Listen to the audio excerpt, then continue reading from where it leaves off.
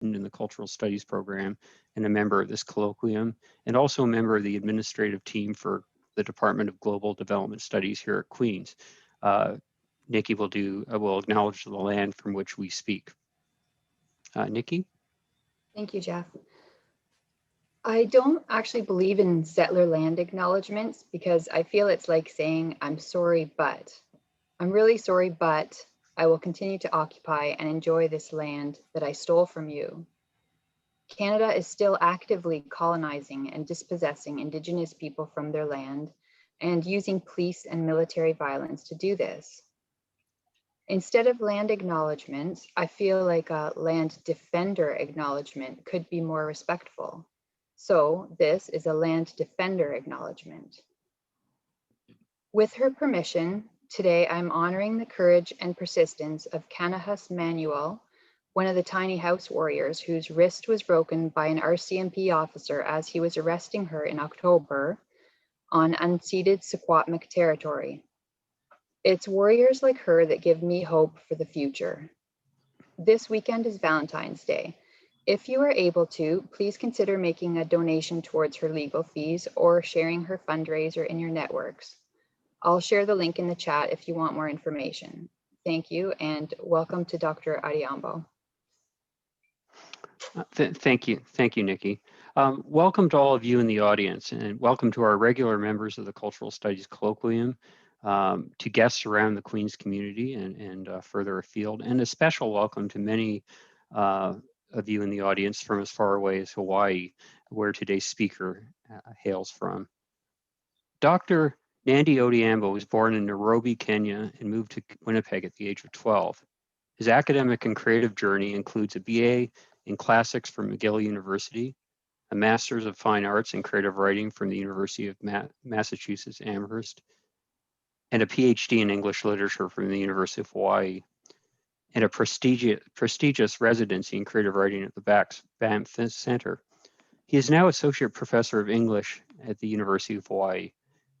In other words, he is in every sense a multidisciplinary thinker, and more than that, combines a practice as a published writer of fiction and as a scholar of literature and of cultural studies in the broadest sense.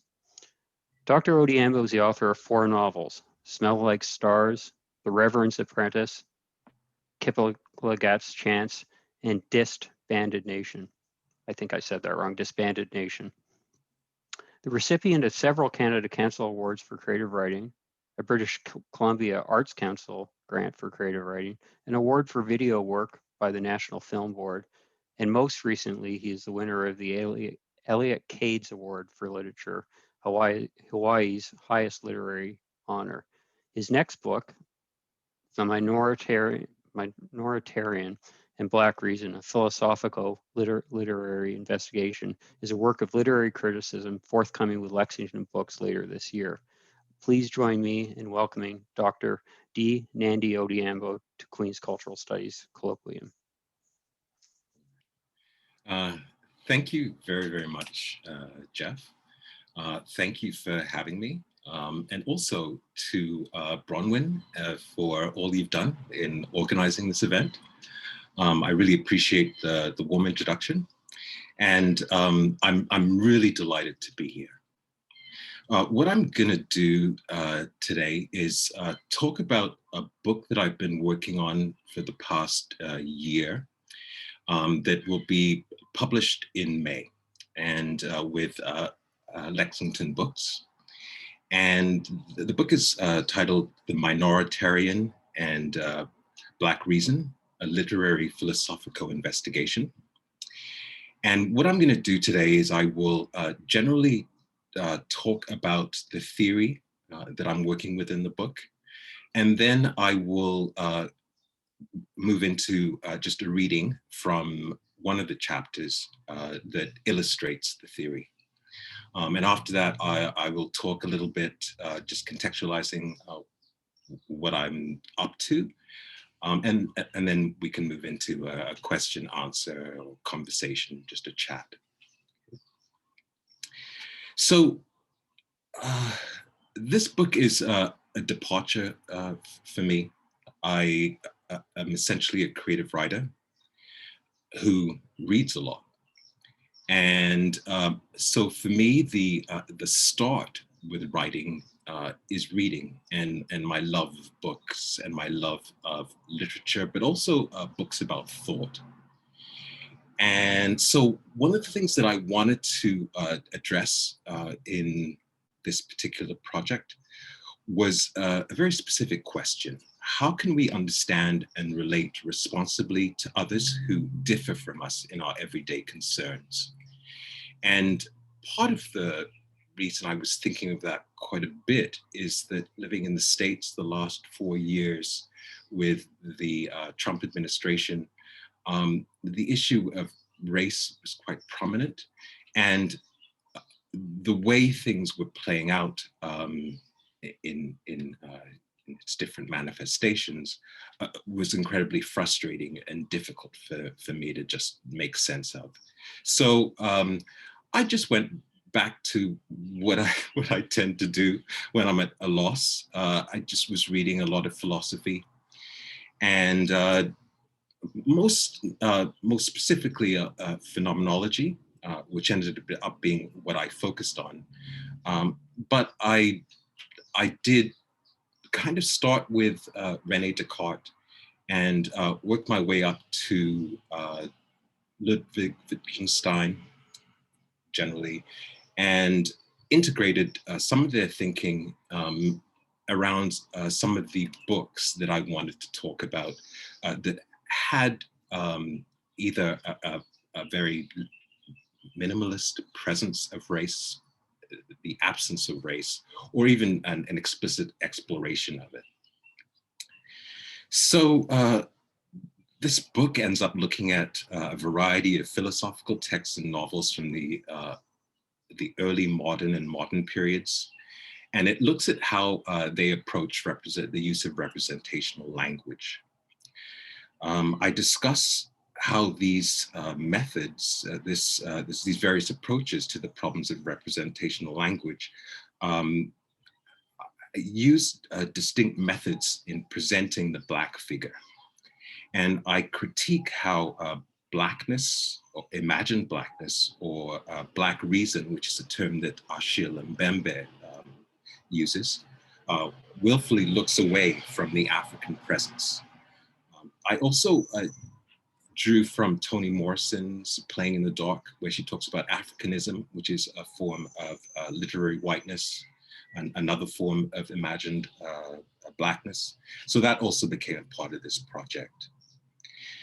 Central to the inquiry were key concepts from Gilles Deleuze and Félix Guattari in a description of the minoritarian as a non-representational method that discloses affective intensities in naked life. And I'm thinking of the term Zoe, which I'm drawing from Giorgio Agamben here, but was used by Aristotle, as well as beings of the sensible or beings of the senses. So I'm trying to move away from the way in which we objectify the world in our natural attitude and the natural way we approach things. And also, I was interested in the idea of personae rather than characters. So these are just collective collective presentations, I'll use that word. And I also, in working through this, was moving towards conceiving of the minoritarian as a third term in an ungrounded field of experience that's composed of assemblages and social networks. So essentially the book deconstructs the structuralist ontology that you have in the majoritarian or the dominant, and it proposes a line of flight from a model of logic that's used to objectify and reproduce identities of people from varied spheres of political rights. And a word that I'm using is bios, which is also drawn from Agamben and Aristotle. Initially, the book foregrounds Deleuze's discussion in Difference and Repetition of the dogmatic image of thought, which is a mode that is stabilized by essence or identity. It's essentially how we talk about who we are. In the majoritarian, the argument I'm making, this knowledge is a form of life, a Lebensform. And it's objective. It relies on convention or conventions or habits in memory. And it lends itself to a sameness of opinion in language. It privileges sense, which is a term that I work a lot with in the book, as Bedeutung, a German term, Bedeutung, which is a structure of meaning that emphasizes homogeneity, presence, universal categorizations, and resemblance. So this is the general model that in our natural attitude and our natural way of being in the world, we tend to adopt as a form of life. And what I was interested in doing is talking about another way in, another method.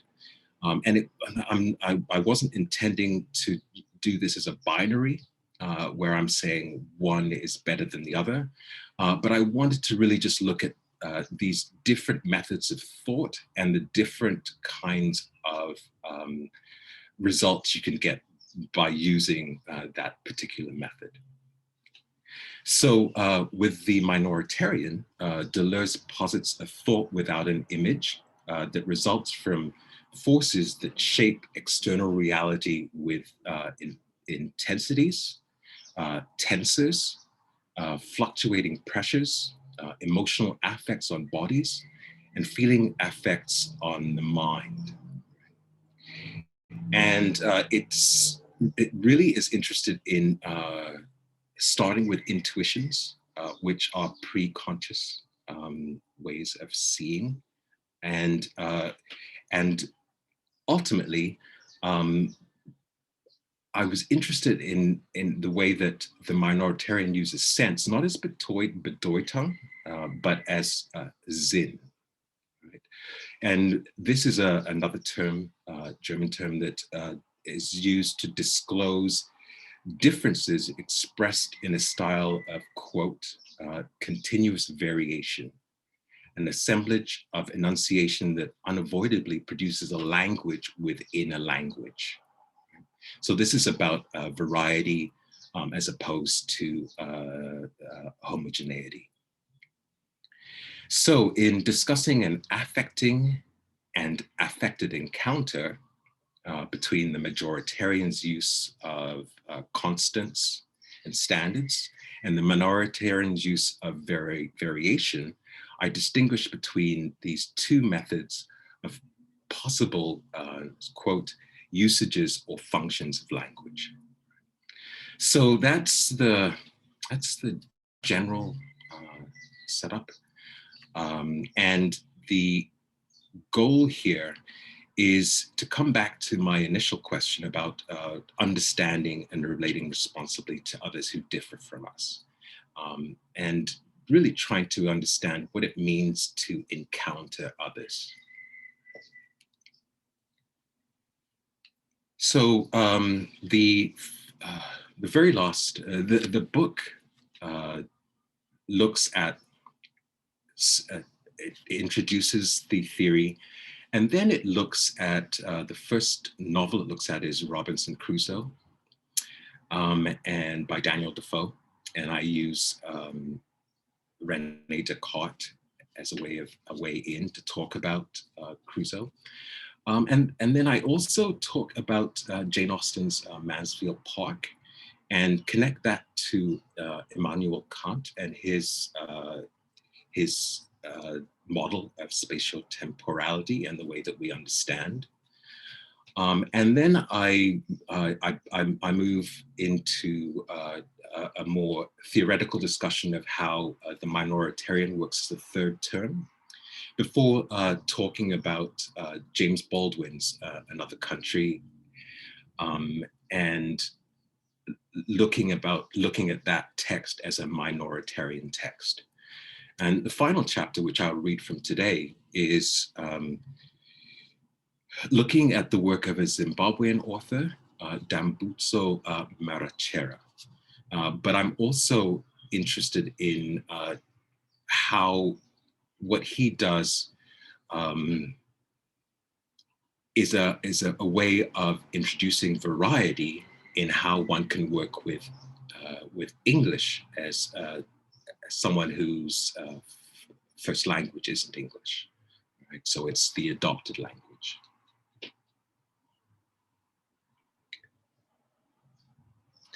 All right, so I'll just begin reading. In Philosophy of History, G.W.F. Hegel claims that the African has not attained a consciousness of God, the law, or the individual self. This untamed being is, quote, the unhistorical, undeveloped spirit still involved in the conditions of mere nature. This 19th century ontology, rationalized by its claim to objectivity, moves Africans from consideration as Homo sapiens, placing them into a category of subspecies by denying their consciousness. By default, this exclusion undergirds the use of the colonizer's language that Kenyan writer Ngugi wa Thiong'o argues undermines the Afro-European novel, a text written by African writers such as Chinua Achebe, like Things Fall Apart. This literature, Ngugi claims, written in adopted language, cannot represent excluded ordinary people. It's a literary project, he argues, that fails because language is central to identity, and estrangement from one's native tongue displaces rather than reveals the African in their literature. Hence, he makes a case for African literature written in indigenous languages that represents the lives of ordinary people. Its purpose is to describe African experiences lived by the peasantry and working classes in a vernacular that, quote, can glean the social norms, attitudes, and values of a people. Now, I have a lot of admiration for Ngugi, but I think I have a different way in. Ngugi's emphasis on the people's African literature is a valid line of flight into a decolonized text, but it's an endeavor limited by its structural emphasis on language stabilized by essentialist identities that correspond to the object they represent. So it's this use of the natural attitude. A coextensive line of escape for the African writer is the use of the minoritarian method, a type of literature, quote, a minority makes in a major language that is marked by all the ways standard language is affected by a strong coefficient of deterritorialization. So ultimately, there's a way here in which the standard language, there is innovation and variation applied to the standard language with the minoritarian. According to Deleuze and Guattari, this work is not a response to the majoritarian or dominant language. It's not reactive, but it expresses another consciousness and sensibility. And it explores the internal tensions of a language by using intensities or tenses. So these are atypical expressions such as ungrammatical sentences, neologisms, or factless propositions that stretch or depart from conventional language use. Prompted by degrees of intensity, this form of life, Lebensform, introduces the potentiality for novelty. Since it does not represent the human experience, the minoritarian emphasizes the non-representational movement of affectio, which is affection of feeling, and affectus, which is affect of emotion, beyond the majoritarian's limits. This interrelationship between the feeling, affects in the mind, and intuitive emotions sensed in the body produces a minoritarian language that refers to an embodied experience that's personal. and that can't be separated from its environment, from the political. This replicating language within a language is clear and confused, distinct and obscure, and it generates a non-representational work that uses intense forces, affection, and sense. And collapsing these, the clarity and the confusion, the distinctness and the obscurity, I'm drawing on Leibniz, who speaks of the way we perceive in a similar way. So we don't get the Cartesian clarity that we think when we see the world, but what we see is something that is that reveals itself, but also has a part that is hidden. So since language is limited in its capacity to represent human experience, the minoritarian departs from Ngugi's model for African literature. In its presentation, it discloses what Henry Summers Hall refers to as, quote, two forms of repetition: bare material repetition, which operates on the surface, and a clothed spiritual repetition, which makes a bare repetition possible. So what I'm working with here is two levels: the surface, what we see on the surface, and what's happening beneath it. The former, the surface, involves a Kantian active synthesis that unifies the subject in its appearance as phenomena. So as a subject, we unify how we make sense of the world through a kind of active synthesis. Right? And the latter operates at depths with a passive synthesis of habit or anticipation that produces the subject. So what I'm interested in here is what produces the stabilized subject that we tend to think embodies what is objectively real.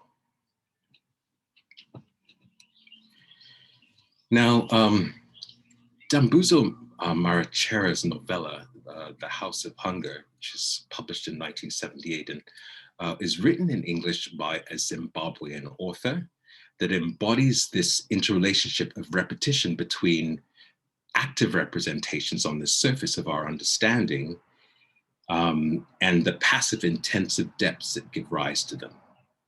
So his Kunstlos Roman, which is a story of an artist's development, presents the development of a writer in the township of pre-independent Rhodesia during the 1970s.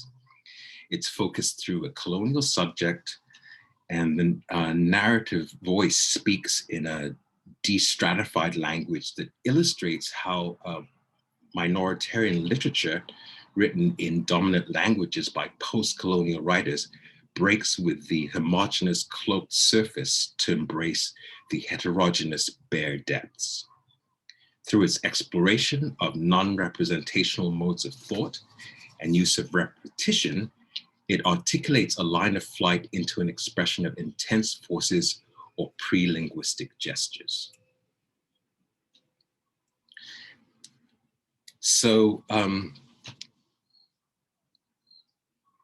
this is essentially the argument that I'm making, drawing from my reading of Marachera's novel.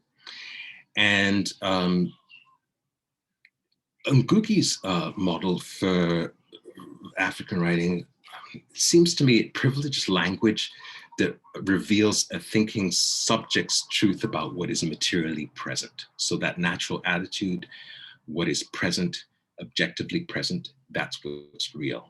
Hence, his identity of the ordinary person is formed by an active synthesis in the imagination of objective representations, judgments, and conceptual determinations. So it's not just the representations that are produced, there are judgments here too, and conceptual determinations that help us make sense of what we're experiencing. As such, the connection between an essentialist identity for the ordinary person and the use of native languages in literature, according to Ngugi, authentically represents experience. It reverses racist thinking that excludes the African from consciousness, and it gives a necessary voice to marginalized people that validates and preserves their singularity. However, this active synthesis presupposes an authentic identity based on belonging to the peasantry and working class that Ngugi doesn't adequately explain. A passive synthesis is what gives rise to our perceptions and experience of phenomena by referring to a priori possibilities and habits. Our judgment and understanding of objects and events in experience presupposes a presentational flux of categorical intuitions from a sensory manifold. That was something that I kept coming back to, intuitions, and how when we look, what is initially presented to our intuitions, which then we,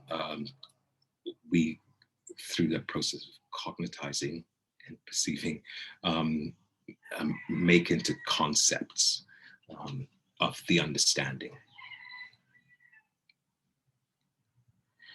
So, organized as a passive synthesis of asymmetrical qualitative rhythms and tones, not symmetrical quantitative representations of succession, it presents symptoms and affects in encounters between levels in assemblages or social networks that produce them.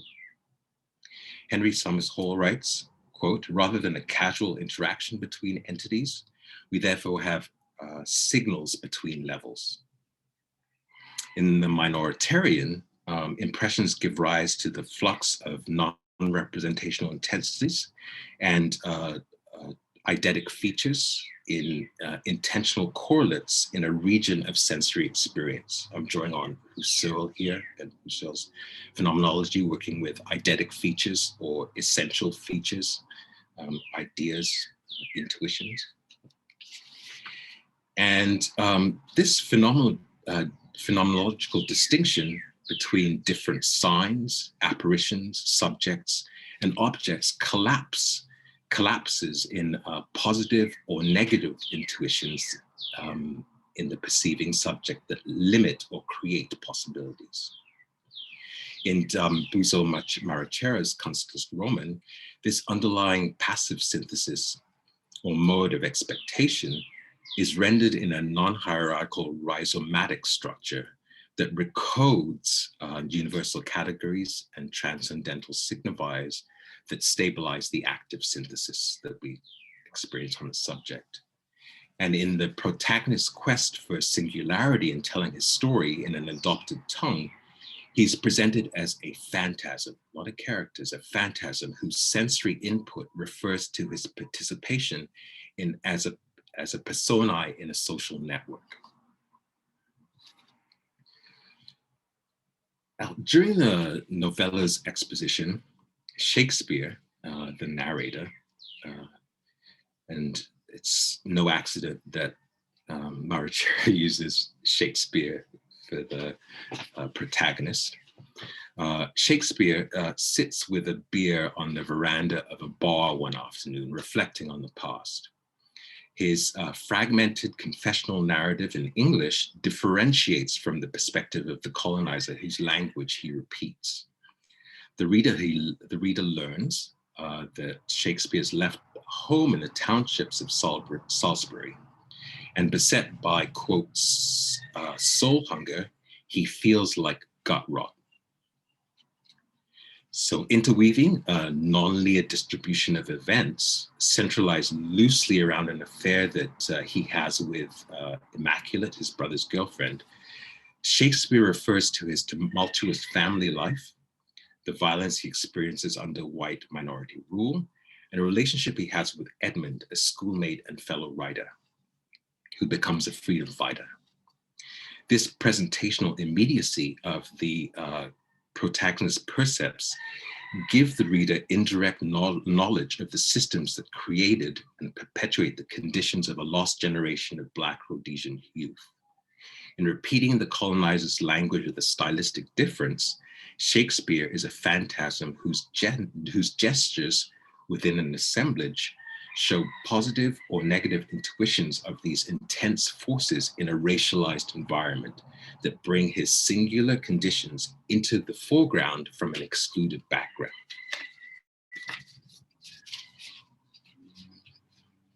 Now, embedded in the novella's opening is a question central to the narrative: what happened, what created Shakespeare's soul hunger, what led him to this moment in the bar.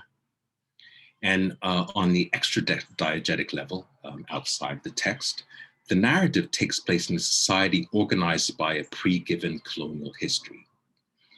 His ancestors lived in Matabeleland, renamed Rhodesia in the 1920s after the arrival in the 1880s of Cecil Rhodes's British South Africa Company to mine precious metals and other minerals. European settlement resulted in the enforced colonization of the indigenous people. And in 1965, a white minority government led by Ian Smith declared Rhodesia's independence from the United Kingdom. Shakespeare grows up during the protracted civil war to overthrow Smith's government and establish Zimbabwe as an independent nation. Hence, in the social context that envelops the intradiegetic level inside the text, balances of power are being contested.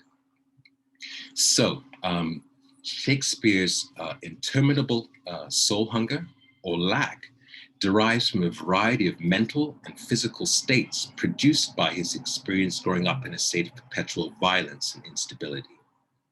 His childhood is rife with disease such as measles, mumps, the common cold, and soul sickness. Home is besieged by rats. Family relationships are full of infidelity, alcohol, and violence. And he suffers, in quote, that house of hunger where every morsel of sanity was snatched from you the way some kinds of birds snatch food from the very mouths of babes. Outside his home, the nation trembles in the throes of birth. And Shakespeare, an actual entity or an event, so I'm moving away from this idea of the character, in a nexus of violence, interiorizes the volatility and anxiety in his personal dramas. At 9, his mother slaps his face for speaking English. In a fit of melancholy, he rushes to his bedroom and tears up his English exercise books. When his father returns home and sees the destroyed books, he knocks his son's tooth out. Thus, a visceral relationship to the impact of language populates Shakespeare's upbringing. Shona is his first language, and English is his second. And these different ontologies quibble in him. Is he European African or African? His body picks up scars, moving between distinct frames of reference, and the experience reinforces the fact that neither has a place for him in their lexicon. He's beaten at home, in pubs, in jail, and at school. In response, he whistles Little Jack Horner sat in a corner. He compares himself to Ajax in Homer's Iliad, and he reads Robert Graves and Joseph Conrad's Heart of Darkness. The colonizer's culture populates his consciousness in language embedded with monuments to the success of the educational system that produced him.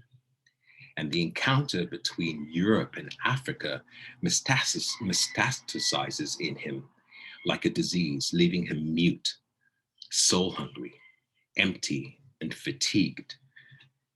Language fails him, and he is, quote, indistinct but separate from both cultures. In his phenomenological description of Shakespeare's experiences, Moderator employs the English language in an act of repetition that transgresses the majoritarian. His use of the colonizer language calls forth something new in the text and by extension in the reader.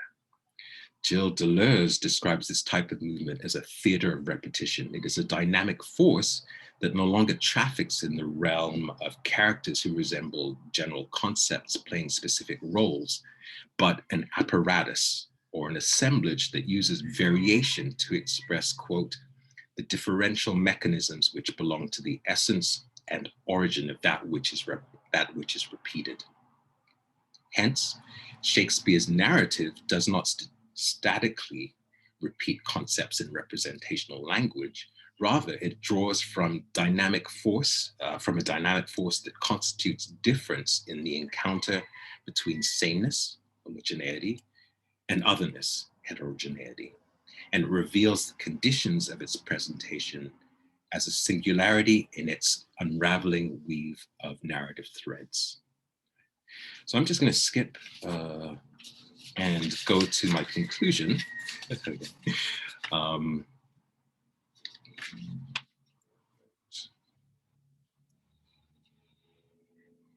Some very quickly, very exciting things happen in the body of what I'm writing. Then I get to the conclusion. All right, so here we are. A crucial component of minoritarian literature is its function as a vehicle for social change. As previously stated, it does not work within a representational structure that refers to a narrator or characters. Instead, I argue, the presentation of categorical intuitions as simulacra or apparitions discloses, uncloses, reveals conditions of possibility.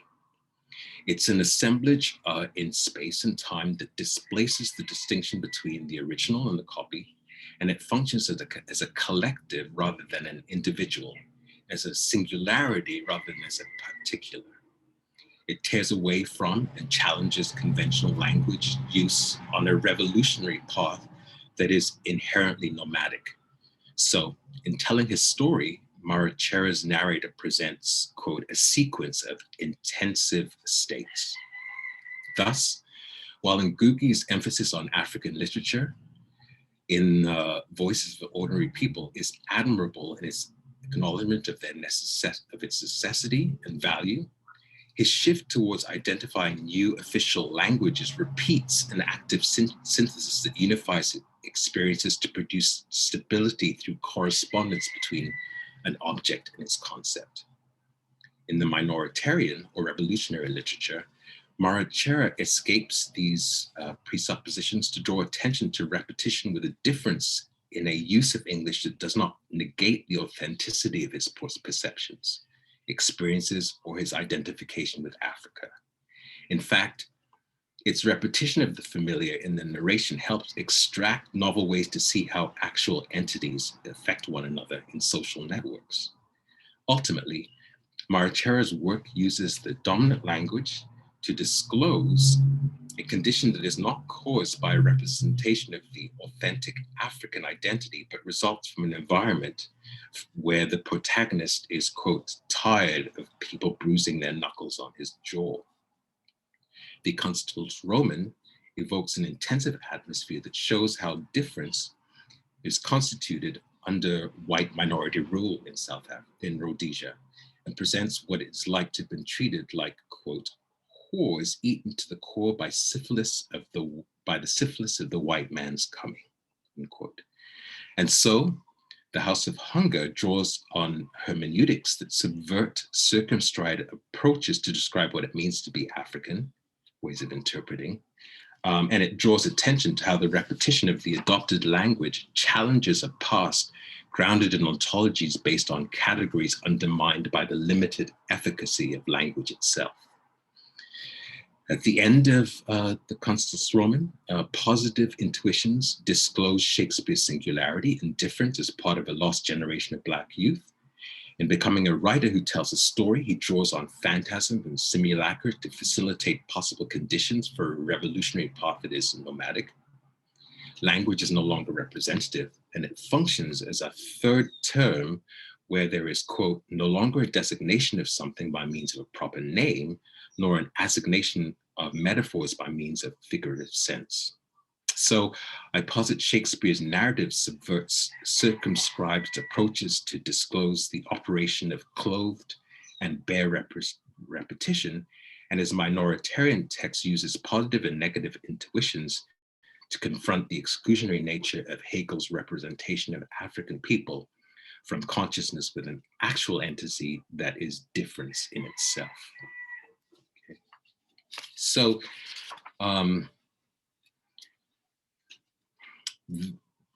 basically, this was the muddle that I dived into and tried to make sense of. And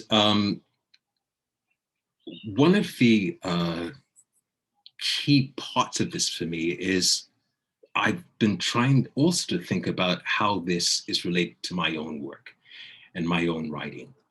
And in looking back, my first book, which was published in 1998, was at the time an attempt, an early attempt to try and write something that I basically considered to be a post-structuralist novel.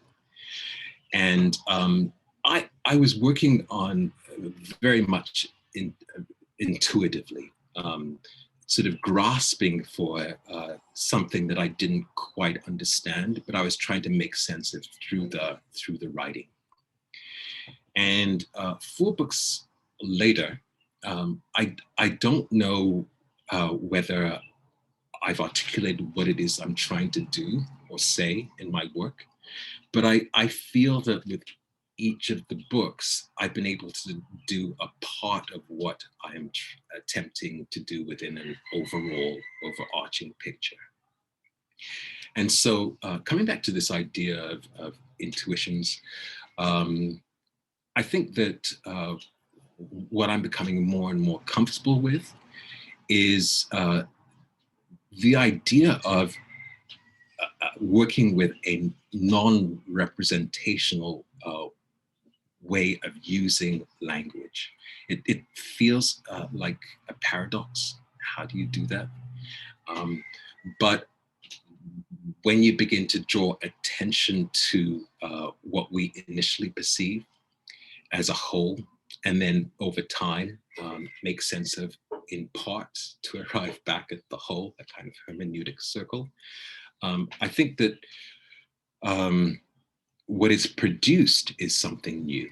And so I will stop there, but we'll just say that I think that ultimately is my attempt to say something new about ways that we can quite possibly relate better. Thank you very much for your attention.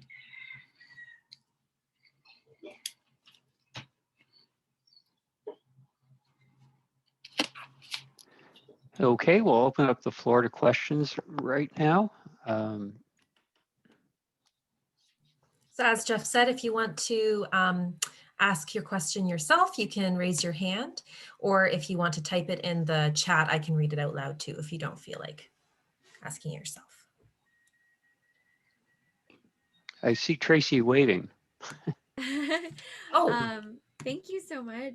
That was, as Grace said, fascinating, and there's a lot to think about in what you said. I look forward to reading the book and unpacking more of it. But just to start us off with something, did you write this last book as a way to try and highlight what you're attempting to do as a whole in all these pieces of the novels? You know, you said you've got a piece in each of your novels, but is this book trying to create the picture for us and for yourself? Yeah. Well, I think that a frustration for me, which I think most people feel, is I'm not being understood the way that I want to be understood, and I try not to take that personally. Like I always think, okay, there's something that I must have done wrong here. I can do a better job to explain myself. And so that's where this book came from. It's an attempt to try and take some responsibility around explaining my perspective, and hopefully that will open up ways in which my book can be read, and will also set a course for the future work that I do. And so you're continuing to do creative work after, you think? Do you have ideas already for novels? I am. I write a lot. It's a compulsion, I think. And I was talking to Jeff about this earlier. I used to be a runner, and I still run. I just run competitively, but I work with that model with my writing. So I think in terms of a year in which there are 50 weeks that I want to use to get writing done, and I will try and be very consistent in doing that. And I am writing some fiction now. However, that said, I'm still not sure that I am. It's doing what I want it to do. So it might take a long time to gel. But I continue to, yes, the next project right now is a fictional project. Thank you. I'm resisting getting involved here because I don't want to stop questions from the broader audience. But taking from that, I think Tracy was asking it better than I did about. But I'm really curious about this relationship between your creative writing and more what I take to be from the description and from what I know about the new book and from what you said today, a more typically academic, literary, scholarly approach to writing. And you talked, of course, you answered a lot of my questions around that during the talk about how these things relate. But in answer to Tracy's question, the relationship was much more explicit. I had thought of these as separate sides of your brain. the academic scholar of literature, and that's stupid, I know, but that's how I was picturing it. And the creative writer that publishes novels.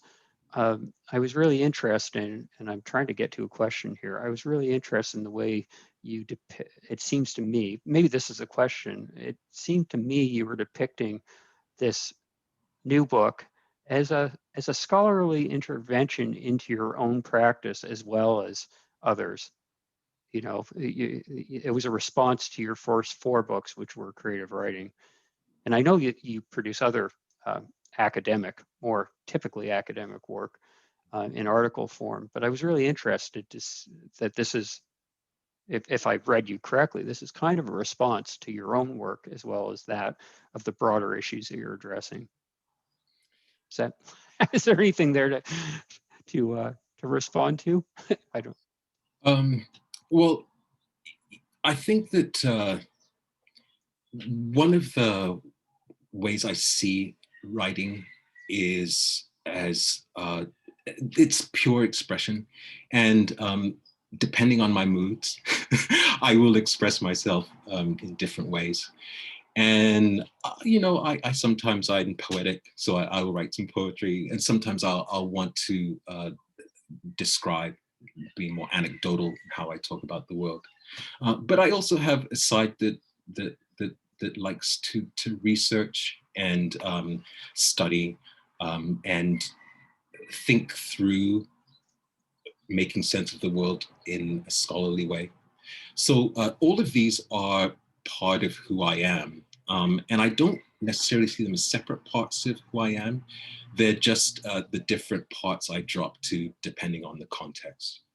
And I think the time had, this book has been something that I had wanted to write for a long time, but I just was doing other things. And I finally got a chance to do it. And so now that it's done, I think it's, I don't see it as a separate part of what I do. I see it as just another part of that way, a way in which I express myself as a writer. Thanks.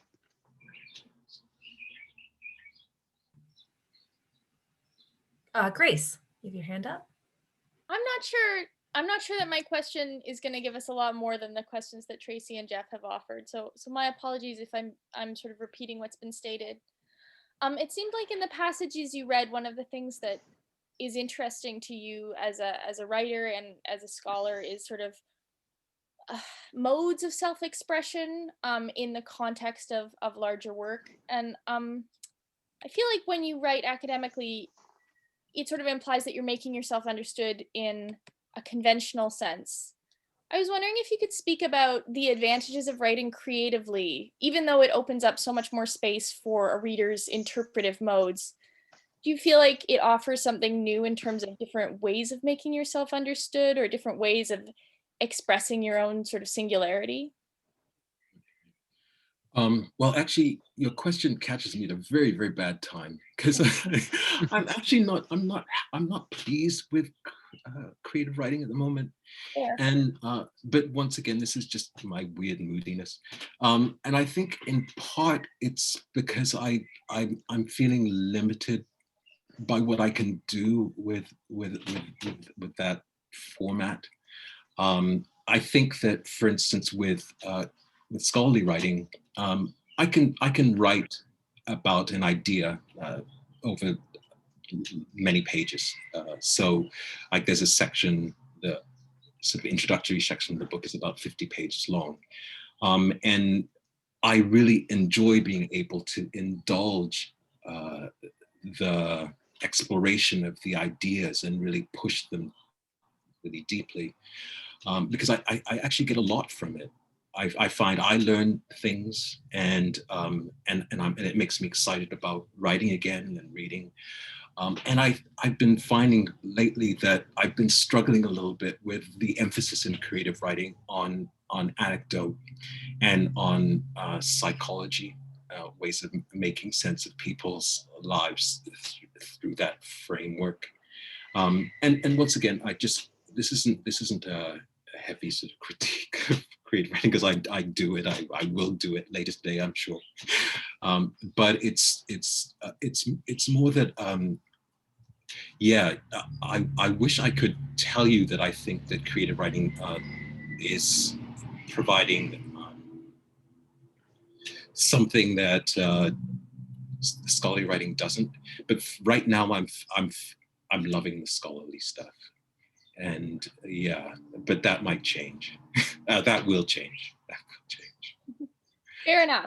I don't write creatively, and so I completely understand that I'm admiring of both practices. Alicia, I see a wave. Old-fashioned hand. Thank you so much for this talk.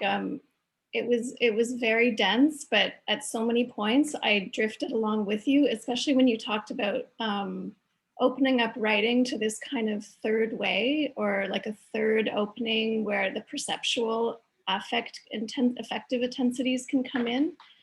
And like I also share that frustration with creative writing, where now I'm thinking more that auto theory gives you this kind of huge perceptual field to enter into, where you can have a conversation that is part fictional, but also almost like a set director or a screenwriter in the background, kind of giving a full description of what's going on and what's happening across multiple planes of reality in this text. So the text has this, like what I get from, I loved the excerpt that you read from that had both this kind of fictional characterization, but also I can feel the voice of your voice and then the voice of the author that you're encountering. And so things are happening on so many levels at once.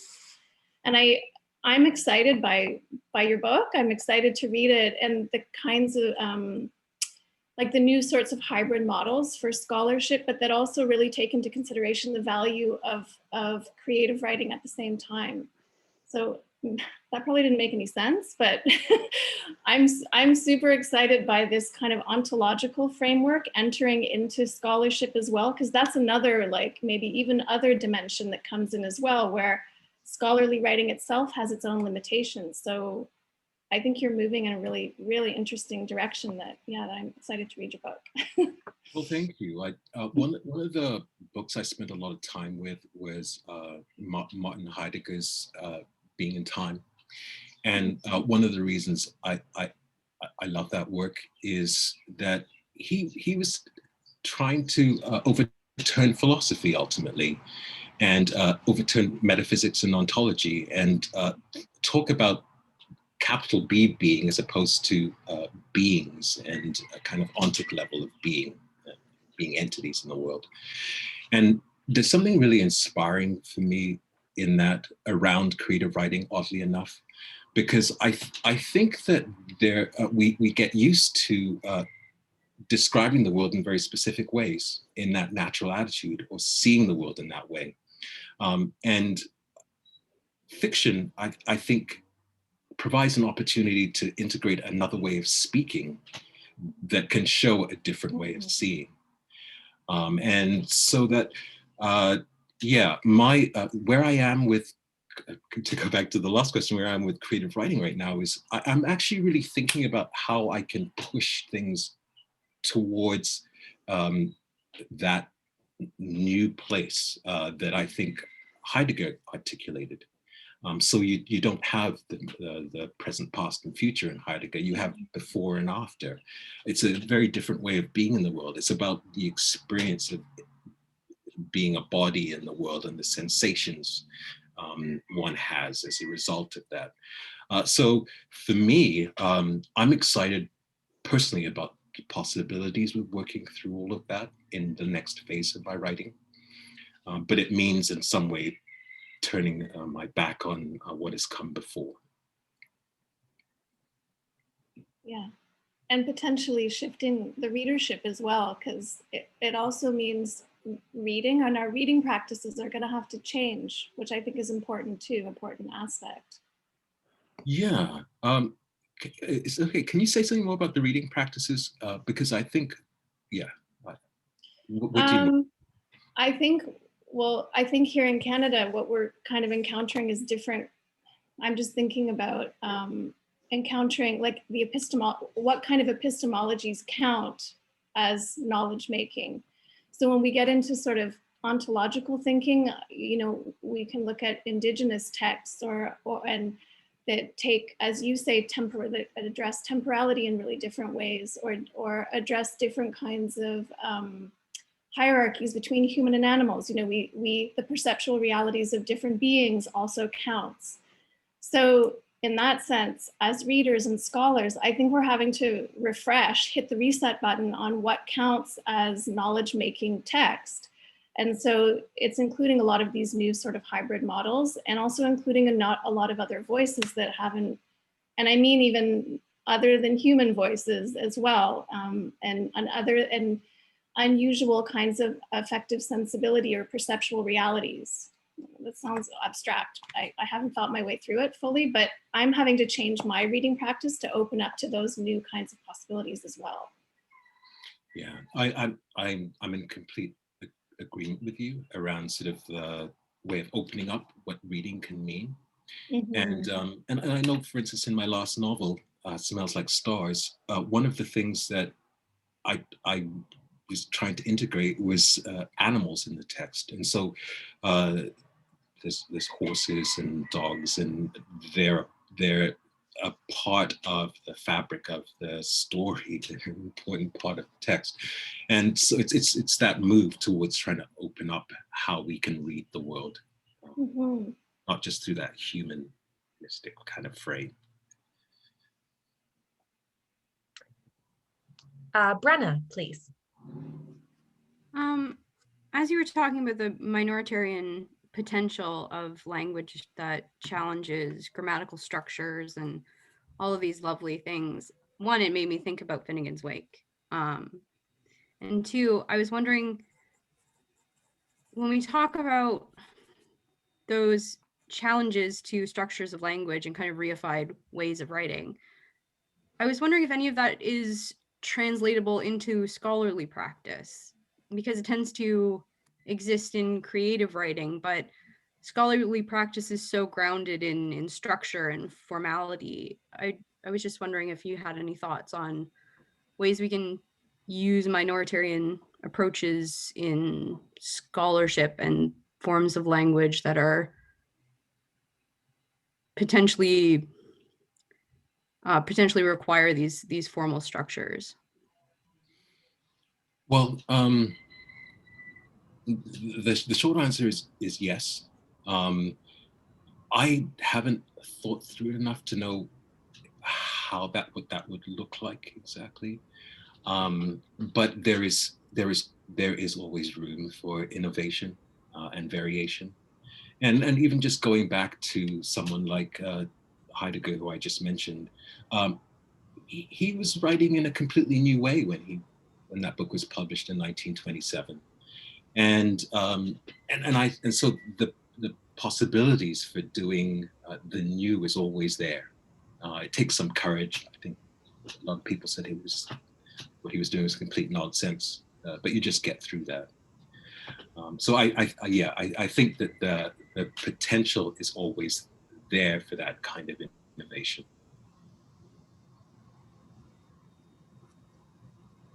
Before we go to Edward, I just want to add, and I put this in the chat, I think Brenna, you were thinking of something much more advanced, and Dr. Odhiambo advanced this in a more sophisticated, interesting way. But I've spent, I think probably most of us in scholarship have spent our careers thinking about the limits of scholarly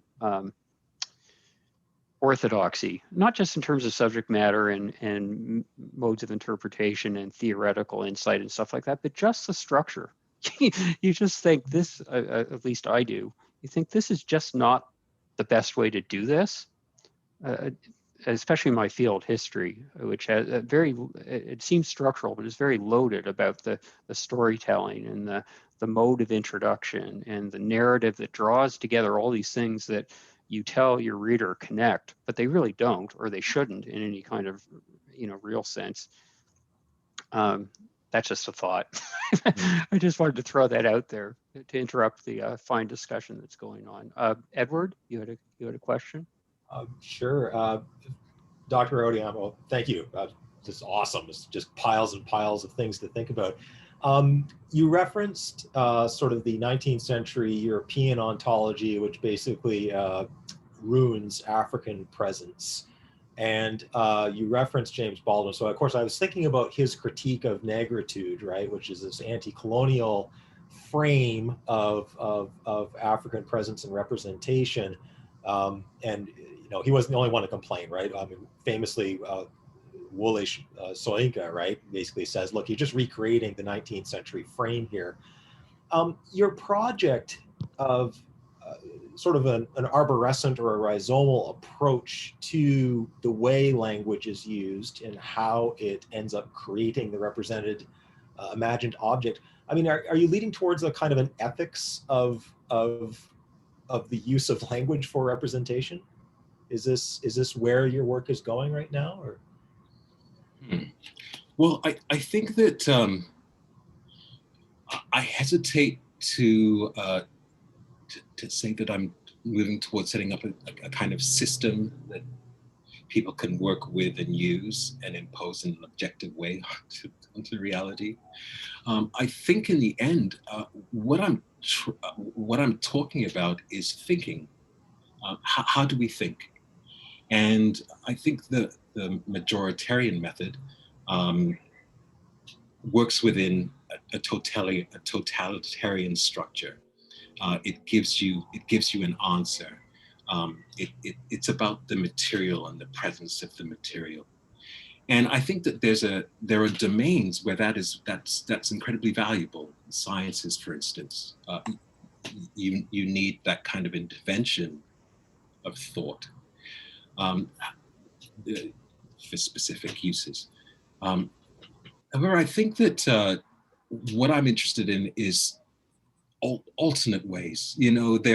There's room within heterogeneity for multiple viewpoints, and I'm interested in what can be done to think differently about entities, because it hasn't worked for us to objectify the world, to step away as subjects and look at it as something we can manipulate and control. And I talk about Robinson Crusoe, and one of the ways in which, as a the worldview that he's working with is about dominance and control and power over, and it's a method of thinking. It's a majoritarian method of thinking and making sense of things. So, in the end, there is ethics here, yes, and I suppose, to be honest, I think that I would prefer that people were more ethical in how they thought together. But I hesitate to be trying to impose that. I'm just sort of putting it out there, thinking about it and putting it out there. Thank you.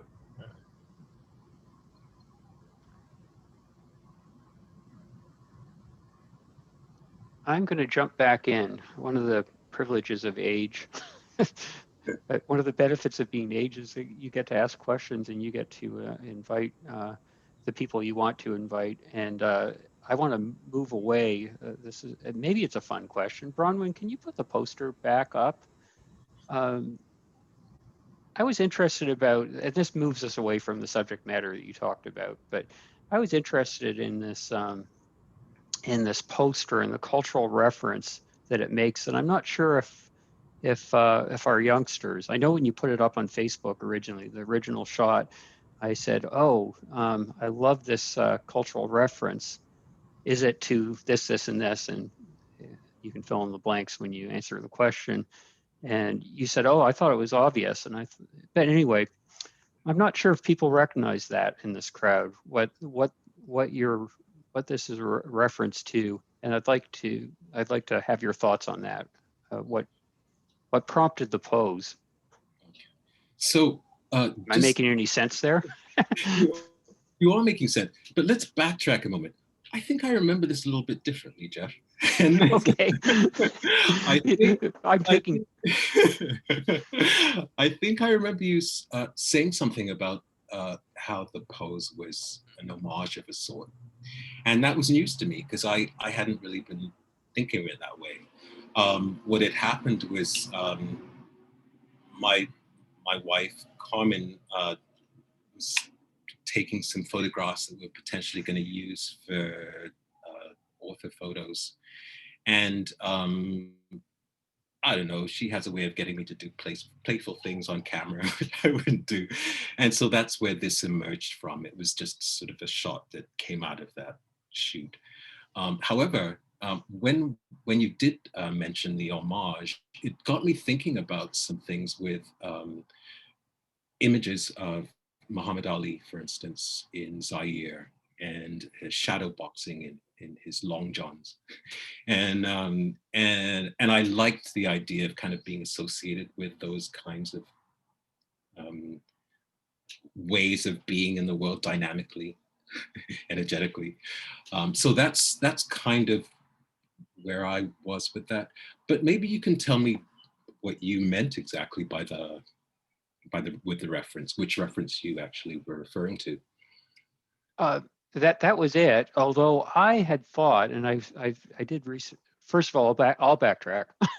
I'm glad that I get credit for that. But I thought the Facebook exchange was, is this an homage to Cassius Clay? And I was thinking it was back to the early era of, and I think that probably when I Googled back, I think that there were young pictures of Ali right after his name change from Cassius Clay, and right at the time of his first championship.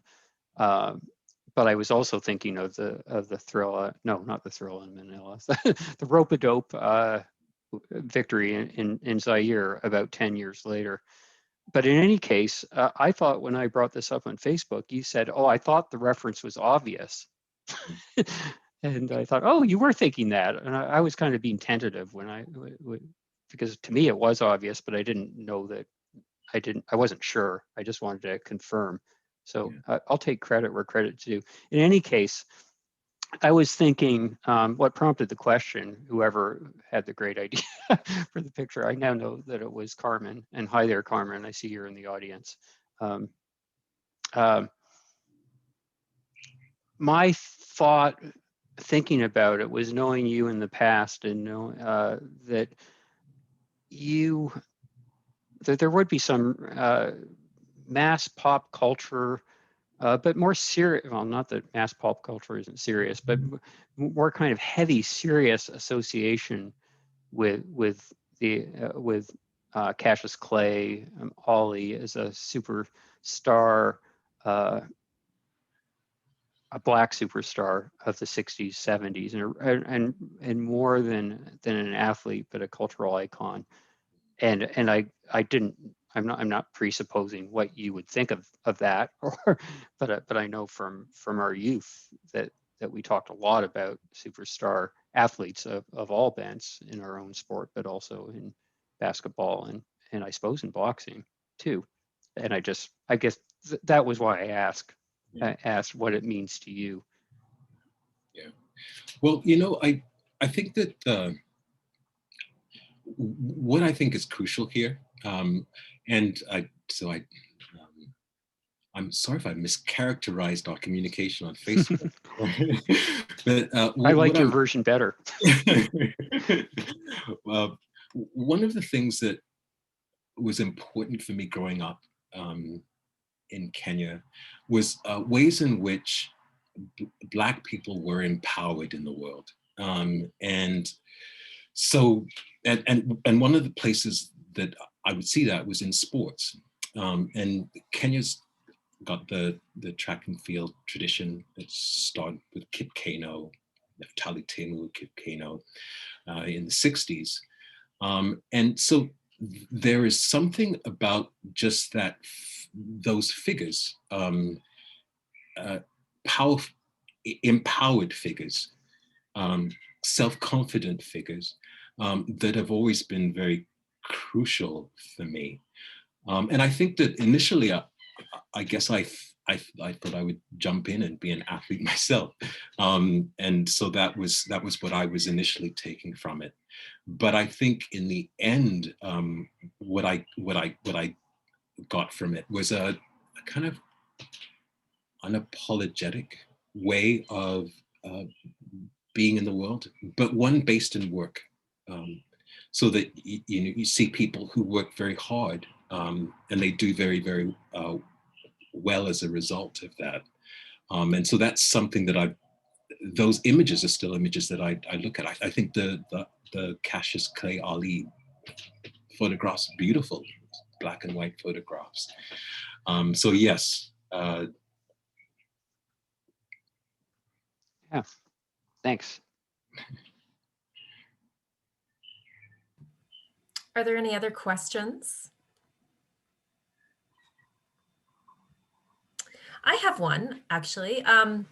So I've been doing some rereading of Stuart Hall right now, and the minoritarian method made me think of articulation theory, which I know is more socioeconomic based, but I was wondering if you could maybe reflect on how the two theories are different, or how they fit into each other, or maybe how the minoritarian method is a much better theory than articulation theory or something. Anyway, just, yeah, that's kind of a rough question. But. Okay.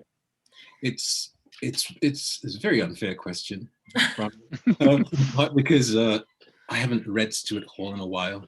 It wasn't for them, so I'm not able to really talk about between the two theories right now. But what I will say, just the last part of that question, is I'm not trying to be competitive with anything that other people have said, because I think that we build on each other. And I didn't draw specifically on Hall this time. And I drew more on Mbembe and Morrison, because they were talking specifically about a kind of Black reason that imagines Blackness in specific ways. So I'm dodging your question, your unfair question. I'm sorry, that was unfair of me. I'm sorry. I'll do my own research. Were there any other questions?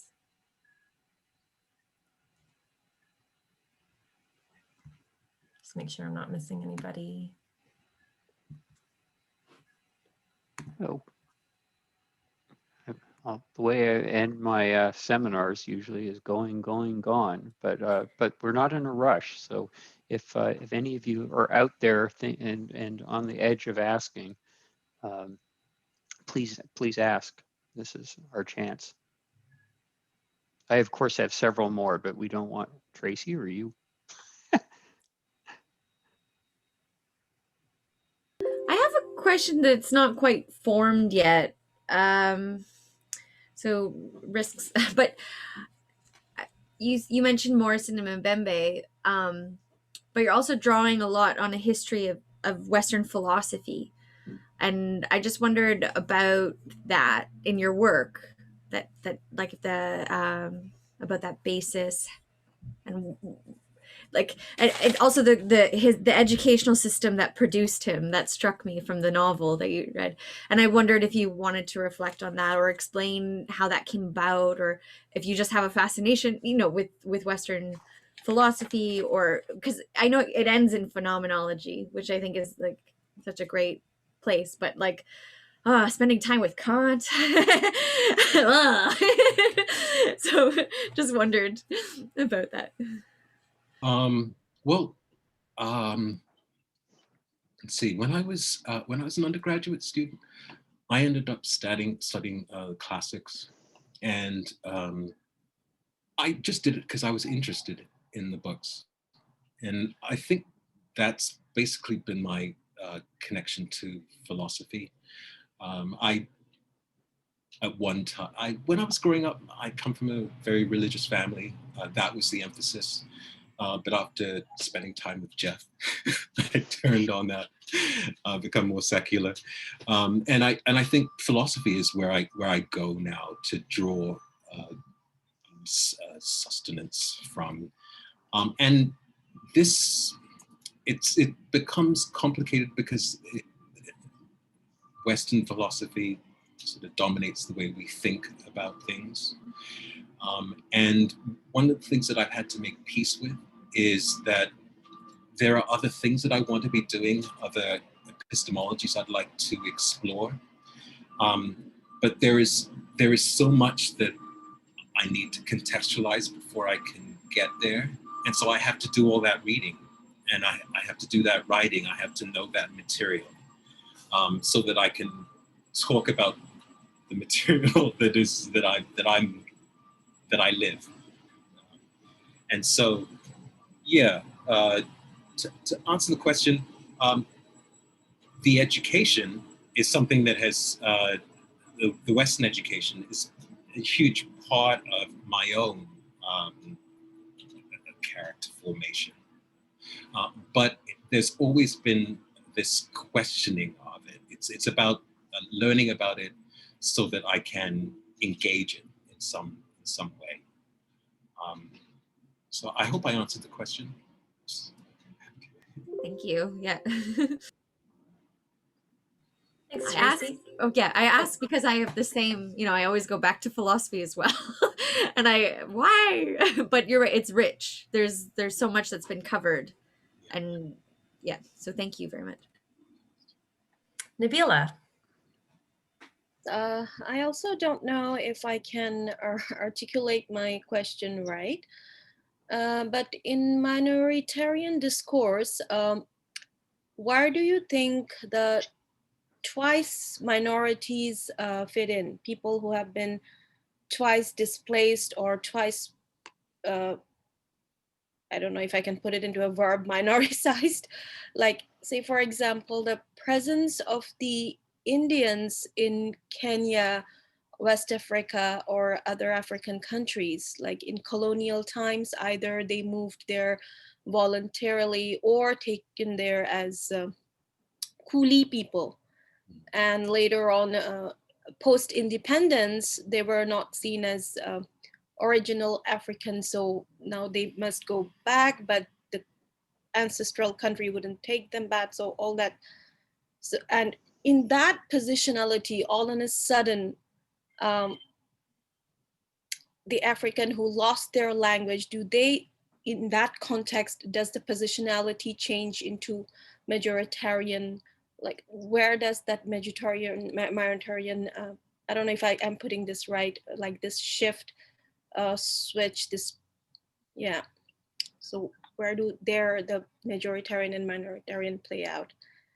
Okay. Well, one of the things that I grapple with in the book is the idea of the nation state, which basically emerges after the French Revolution, 1789. So, and the dominance of that structure in how we think about who we are. How identities are formed around our belonging to a nation, to a community, to a family. And so fundamentally, I think that many of the problems we have with thinking in our encounters with others can go back to ways that we make sense of each other within these group distinctions. Right? Where singularity and particularity are negated, and what is preferable is group identification. So, in answering your question, to me, that is that when you talk about being twice displaced, I think part of that displacement has to do with this idea of belonging to group, right? and negating the individual. So the shift to the minoritarian, I think, is this way of trying to talk about that and describe it, but then also seek ways to engage with each other beyond those parameters.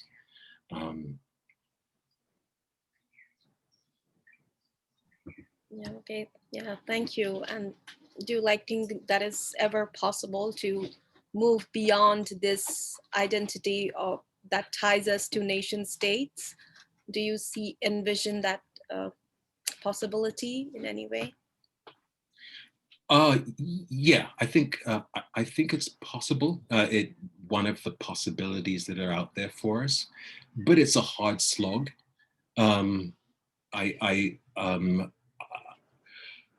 We're so invested in our teams and in having an opposition.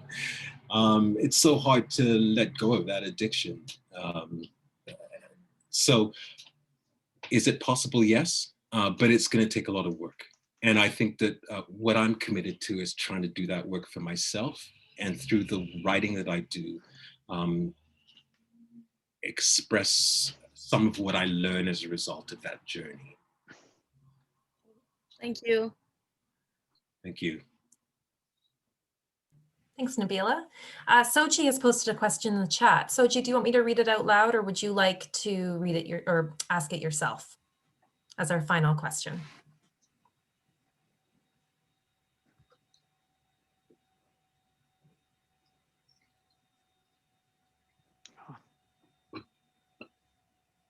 Hi, Soji. Hi there. Yeah, my question is, thank you, Professor. I appreciate your talk and your critique of Wantigo. But I was just wondering if there is a difference and a connection between decolonization and, humanitarian methods so far. I wouldn't know if they are intertwined or they have this, margin that we can look at. I think they're connected. I see them connected. I think one of the things that I've been learning through all of this reading is that there's a distinction between a kind of structure of being that's an event, and a structure that's about the object, and two different ways in. And I think that when we talk about decolonization, often we talk about it in terms of engaging with an object. And I think the minoritarian, yes, and so the minoritarian moves away from that, but still has that decolonizing aspect to it. but it's trying to talk about things more in terms of an event and in terms of the social networks and the assemblages. And it doesn't mean that the singular disappears. I think it actually brings the singular into the foreground, out of the background of all this nationalism and all these ways of seeing and talking. So yes, my take is that they're connected. And what I'm interested in doing is working with decolonization in a way that decolonizes the structure. Yeah. Thank you. I love that. Yeah.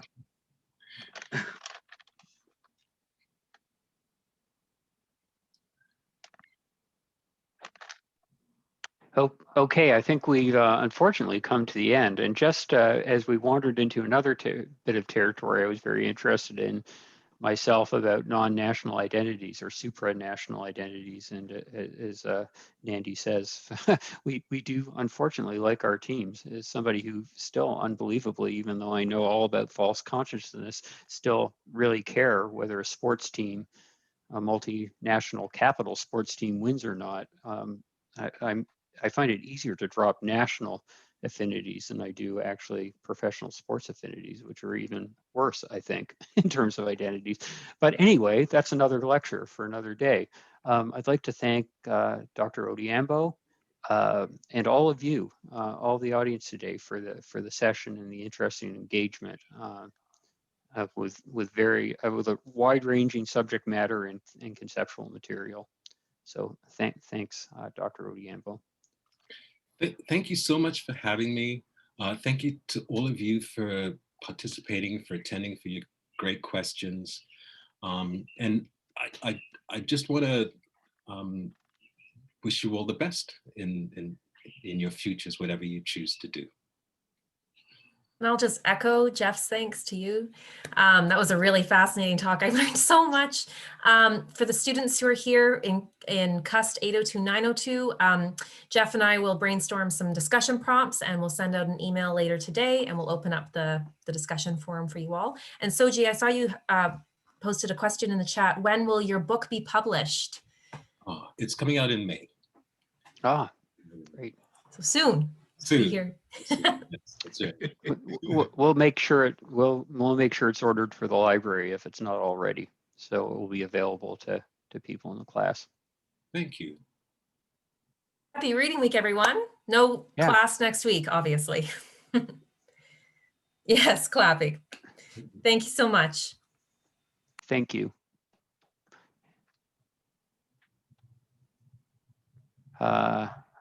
Nandi, are you still there? Good. Yeah. I don't know if you have to rush off or not. I just wanted to say goodbye. Oh yeah, let's. Yes, that'd be good. Thank you again. Thank you again to both of you. I really appreciate you putting this together. I know it takes time. I know you're both busy, so I really appreciate it. Well, the inviting people that's part of the job, but I really and I think it worked brilliantly.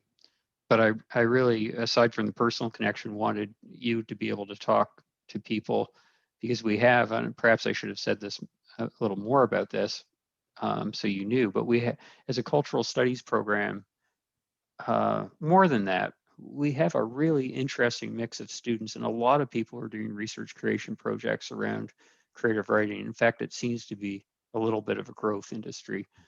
And even the ones that aren't are thinking about the conventions of academia and challenging those conventions and thinking about the separation,